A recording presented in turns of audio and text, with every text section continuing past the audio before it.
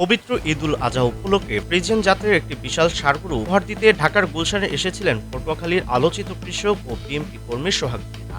নিজের সন্তানের মতো লালন করা কুচকুচে কালো রঙের এই ষাঁড়টির নাম দিয়েছেন কালো মানিক।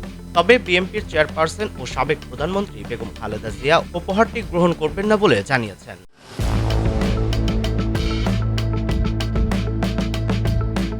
বিএনপির মিডিয়া সেলের সদস্য সাইদুল কবির খান জানান, খালেদা জিয়াকে তার ব্যক্তিগত চিকিৎসক ডক্টর এম জাহিদ হোসেন উপহারের বিষয়টি জানিয়েছেন।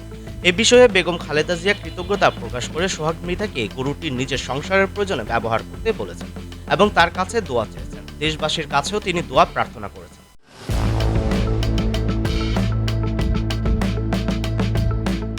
সূত্র জানায়, বৃহস্পতিবার সকাল 10টার দিকে পটুয়াখালীর মির্জাগঞ্জ উপজেলার সুবিধাখালী বাজার থেকে সুসজ্জিত গাড়িবহর সহ ঢাকার উদ্দেশ্যে রওনা হন সোহাগ মৃধা। কালো মানিক নামের ষাঁড়টির ওজন প্রায় 35 মণ এবং বাজার মূল্য প্রায় 10 লাখ টাকা।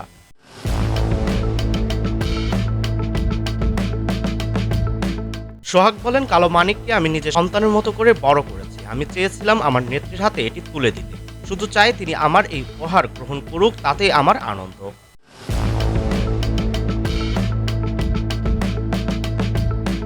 আমরাগাছিয়া ইউনিয়ন বিএনপির সভাপতি রফিকুল ইসলাম জানান, সোহাগ তার ভাতিজা এবং এই গরুটি তাদের পরিবারের শেষ সম্বল। অনেকবার বুঝিয়েও তাকে থামানো যায়নি। এটি একজন নিবেদিত কর্মীর আবেগের বহিঃপ্রকাশ বলেন তিনি।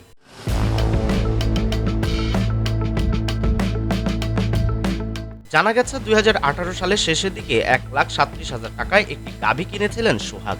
সেই গাভীর বাছুর হিসেবে জন্ম নেয় কালো মানিক। 6 বছর ধরে সোহাগ নিজের বাড়িতে নিবিড়ভাবে লালন পালন করেছেন ষাঁড়টি।